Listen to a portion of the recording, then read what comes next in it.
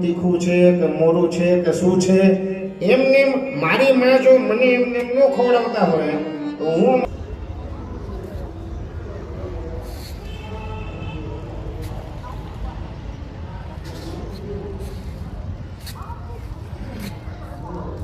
પંડિત જે કાશીના હતા રાજા દ્વારા નિયુક્તિ મળ્યું હતું કાશી વિશ્વનાથને સેવા પૂજા કરવું એટલે એને એમ કીધું કે ભાઈ જો આવતીકાલે સોમવતી અમાવસ્યા છે અમાસ છે